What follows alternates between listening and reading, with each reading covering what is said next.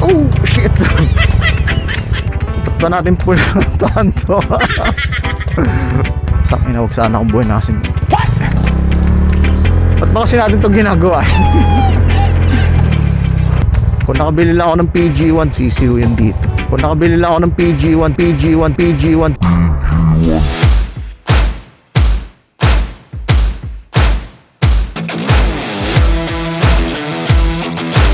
River crossing tayo. Woo! Napakasarap. Kasi nga pag minamaneho ko tong motor na to, pag wala akong helmet, iniisip ko ako si Jerry Corsanes na nasa Siargao. Tsaka itong motor na to, no, very baler, no? Itong motor na to, very Siargao. Alam mo, lagi kang nasa Siargao, island life.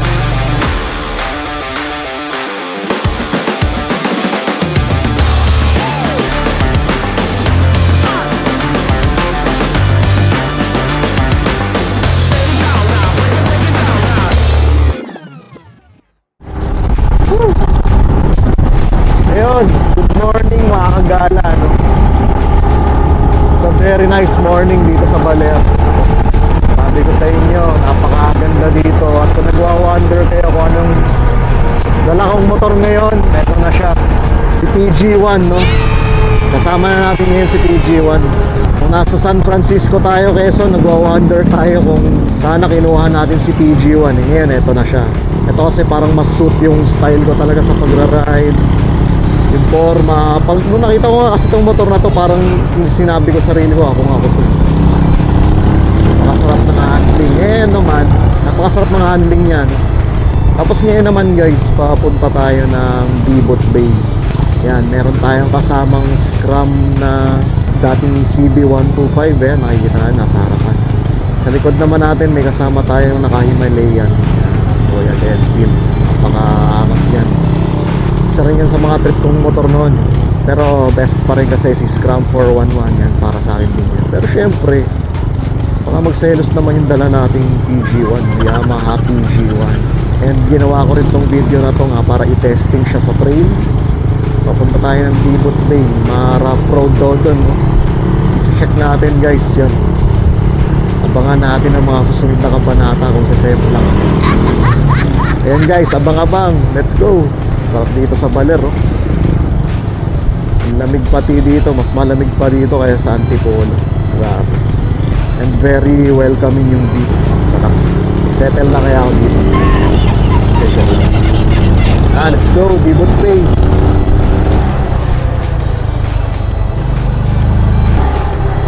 Napakaganda nitong dinadaanan natin.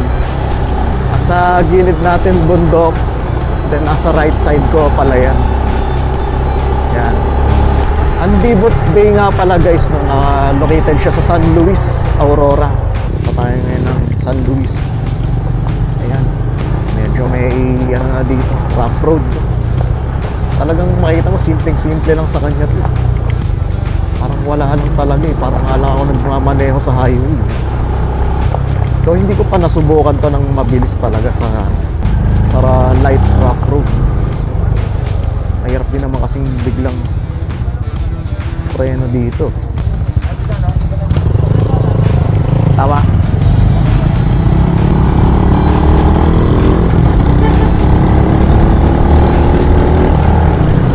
Na-confirm namin kung tama yung daan pa Dibot Bay. First time yata namin tatahakin tong daan na to. Ako first time ko pupunta ng Dibot Bay. Hindi ko naman kasi talaga masyado pang nalilibot ang Aurora eh. Pupunta lang ako dito dahil kay Espacio Baler. Yan. Shoutout guys, Espacio Baler. Airbnb available yan. Mga room rates nila murang-mura. Nakapaskil yung presyo niyan dito sa baba. Yan. Nakita mo yung accommodations nila, yung amenities nila, napakaganda. Kaya napapadalas ako sa Baler. Maganda yung kwarto, maganda yung rooms. And syempre 2 minutes lang ang Sabang Beach. Yan. Kaya punta na kayo dito sa Baler. Espacio Baler, hanapin yan guys. Yan, napakasarap ng daan. Masarap na nga yung daan. Masarap pa yung motor na sinasakyan natin. Napakatamis. Ba't ka nakandilaan to? Okay. Napakasarap, napaka-smooth niya. Parang ang lumulutang talaga. Sarap i-ride nitong PG1. Ganda na to. Second gear. Ahonan. Kaya pa. Kaya pa ng second gear. Pero syempre first gear na tayo dito. Medyo tarik talaga eh. Yan, hintayin natin yung mga nasa likod natin. Yan.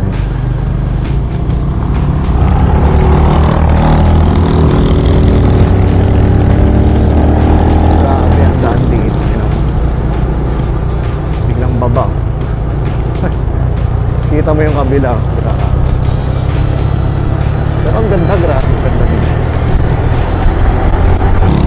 In case you're wondering guys, itong scrambler na nasa harapan natin, modified yan from CB125.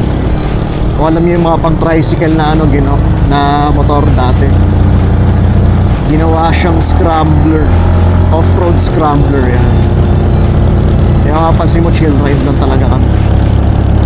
Ang malakas na motor sa amin yung nasa likod, Himalayan niya, 400cc yan. Diba? Specifications naman ng PG1, 115cc, ano lang, 115cc. Kaya medyo kapag kaahon tayo, 1-2 lang. Siyempre may umaahon pa na naka third gear. 1-2 lang, sapat na. Chill ride na, ganyan lang siya, chill ride. Hindi naman tayo nagmamadali. Ito mga ganitong motor, hindi naman siya built para sa speed. Built talaga siya pang trail. Semi, trail, daily commuter, napakaganda ng PG1. Very compact, hindi ka mabibigatan, di ba? Naalala nyo si PCX kasi ginawa akong semi off-road yun, dinual sport ko yun eh. Pero effect pa rin eh. Si PCX kasi built talaga para sa comfort. Pero yung shocks niya, grabe, maganda rin. Eto na, putikan. Oo, di ba? Siyempre, di ka dadaan dun sa may putik. May quote nga eh, di ba? Yung di porket kaya mong gawin, eh gagawin mo. Siyempre, safety first tayo kapag mga ganitong medyo may putik. Huwag kang dadaan sa putik, di ba? Kahit kaya ng motor, as much as possible. Grabe. Tight na itong dinadaanan natin. Medyo paniblib na yata. May dalawang 4x4 pa sa unahan natin. Saka isang motor na pataga dito naman siya. Second gear. Pakyat, kayang-kaya. PG1. Walang problema. By the way guys, no, yung PG1 kasi semi-manual. Naalala ko yung una kong motor ganito rin, pero 125cc. Euro siya. SYM Euro. Hindi naman sa branch. Hindi naman sa dinidiscriminate yung mga ganong klase ng motor, pero nung time na dinadrive ko yung una kong motor, parang nabibitin ako pagdating sa power niya. Kumbaga hindi siya ganun paano. Pero ito si PG1, wala akong problema dito. Napakaganda pa ng handling. Pag may rough road na, parang hindi ako tumadaan sa rough road.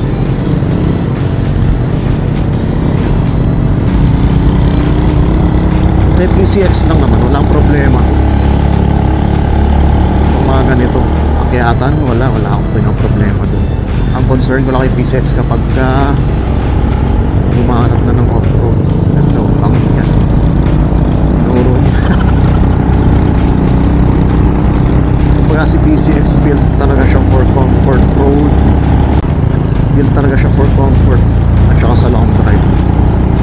Si PG1 pang long drive din. Pero mas specialty niya kasi yung mga trail, light trail ka.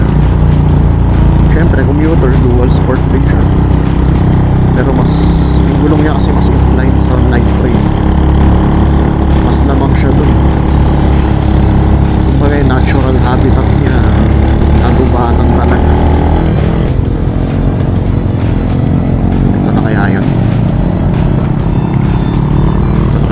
off-road na sinasabi nila. Pakasmooth lang kasi, no? Time na yung ibang bato parang wala na lang sa kanya.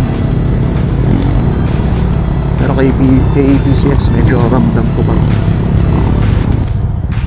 Napakasarap. Unahan kaya natin yan? Ha? Kaya mo?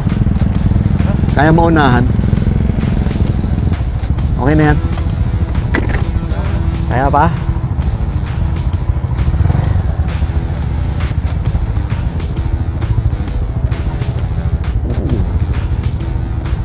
Parang wala lang sa kanya, pero syempre yung downforce medyo bibigat yan kapag pababa. Yan, pababa yun. Yan, tahak natin ito. Pabounce lang tayo mga kaibigan.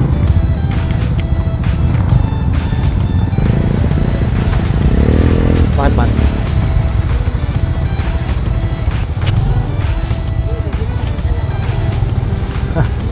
Distansya din eh. Baka dumulas. Basa. Oo. Konti lang. Kaya yan. Nakabit mo man. Kaya ako, para kung tumulas ako, natutulungan niyo ako. Di yan. Kaya sa likod ako. No. Pwede, sige. Maliitin na rin eh. Kaya? Dito ba yun? Maabutan naman natin, di ba? Eh, baka yun sa tumigil. Buli mo. Makabulong muna natin to. Si Kuya Mel, tsaka yung naka-off-road scrambler si Miguel. Kaklase ko yan nung high school. Tropa yan, tropa. Pero medyo mag-aalangan ka sa ulo. Ito, rough road na ito. Tipik talaga yan. Parang wala lang sa kanya eh. Pero syempre, safety first.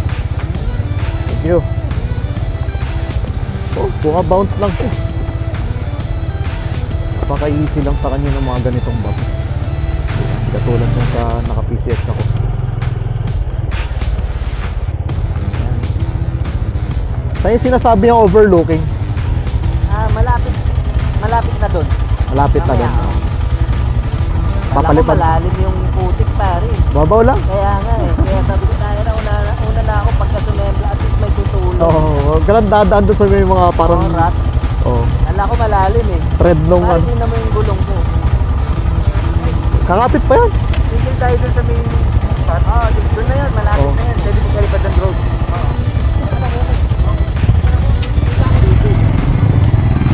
Siyempre ako, si test din ako ng off-road eh. Alam ko may limit din to si TG1. May mga nababasa nga akong comments na kumbaga para siyang jack of all trades. Pero you won't get the best of either. You won't get the best of both parts. Kakulangan siya sa speed. Chill ride lang siya actually. Napapaabot to ng 100 kilometers per hour. Ang nakalagay talaga, ang max speed niya is nasa 80 kilometer per hour. Personally ako, napa 90 ko lang siya. Ayoko na siyang abutin ng 100. Hindi na tayo ganong klase ng rider. Ay gagi, ang ganda. Kita ko na yung day guys. Pabalik ko lang. Tsaka dun sa sa gulong niya kasi hindi ka naman talaga pwede magmabilis. Malalaki yung blocks ng gulong nito eh, yung TG1. So sinasabi nila na ito na yung tawag ng dual sport version niya. Ibig sabihin may incline pa rin siya sa off-road, no? Medyo pa rin siya sa adventure type na bike. Ganda. Nakikita ko na yung bay guys eh, sorry. Grabe, ang ganda ng bay. May pa-welcome sa atin yung bay. Pivot Bay, napakaganda. Mukhang malapit na tayo dun sa spot na sinasabi ni Migs kung saan daw ako pwede magpalipad. Game na game din kasi ito sa mga adventure. Pakaangas, ang sarap yun.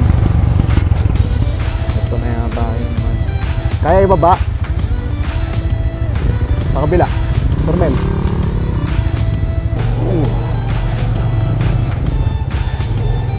Ito na yun, man. Nice spot. Nice. Ano, dito ba tayo? Palipad muna ako.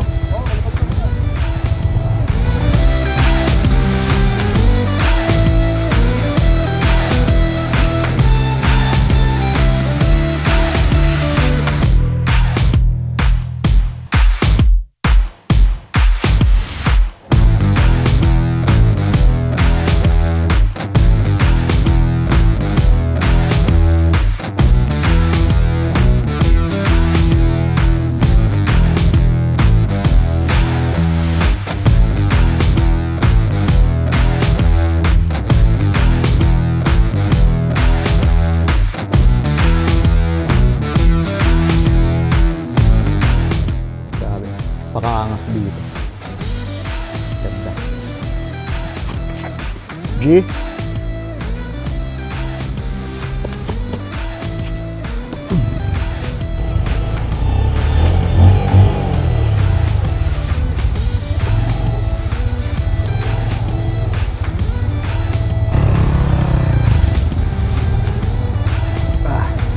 Bot ba? Bot ko kaya to? Nabot to kapag kapina ako. Yan. Tsaka ang ground clearance nito nasa 119. No? Yan ako sabihin natin ng mga basic na angat. Kayang-kaya ni PG ko. Baba kami doon sa may dagat. Kailangan maingat ka dito. Isang maling pitik mo, yun, si Superman ka. Pagayahin mo rin si Boy Superman. Papunta dun sa dagat. Uy. Aha. Sabak na naman tayo. Miskid o sinadya. Talaga sinasadya niya. Grabe, wala lang talaga sa kanya. Kahit ituloy-tuloy mo pa. Sobrang easy. Kung i-compare sila sa PCX tsaka itong PG1, magkaiba magkaiba kasi sila ng personality talaga. Pero PG1 best sa off-road, best of both worlds, but not really 100% of both worlds. PCX naman comfort at saka long ride, fuel efficiency, grabe, napakaganda rin naman. Parehas silang fuel efficient PCX tsaka PG1. Syempre itong PCX mamimiss ko rin talaga. Wonder kaya kung nasan si PCX. Sa mabuting kamay siya. Sa bahay lang naman siya. Though hindi na ako yung owner niya, syempre alagaan ko pa rin siya. Pero kumbaga, iba na kasi yung mundo na tinataka ko ngayon. Yung sa mundo na yun, kaya mo itong iputan natin, nag-iiba yung personality rin natin. Mas gusto na natin yung mga ganito. First of all, ganito naman talaga din tayo. Hindi naman din masyadong nagbago.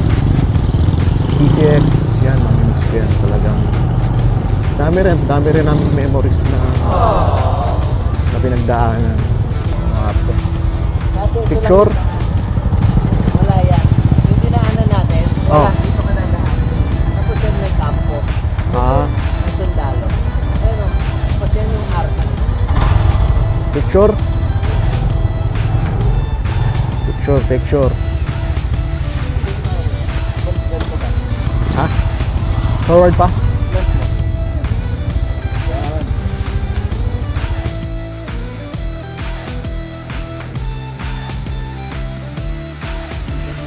Lumalalim, bumabaon. Yung area nga dyan, yung sabi ko, tayo na, hindi na, Bob. At least, sand naman yung tutumbahan ko kasi ang lambot talaga. Oo. Pero syempre, ang hirap pa rin pag tumumba. Tapos pag binubuhat mo, bumabaon ka rin. Oo, yun. Yun ang medyo alanganin. Ayun guys, tatry namin tong sand. G tayo. Game siya eh. Buka natin.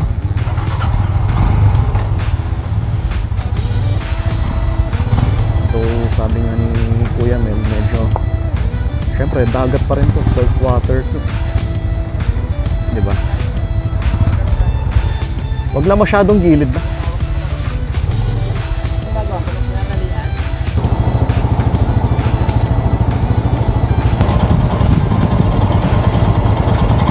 Pero dati dyan talaga. Yan lang ang Ayos. Yan guys, subukan natin to. Let's go.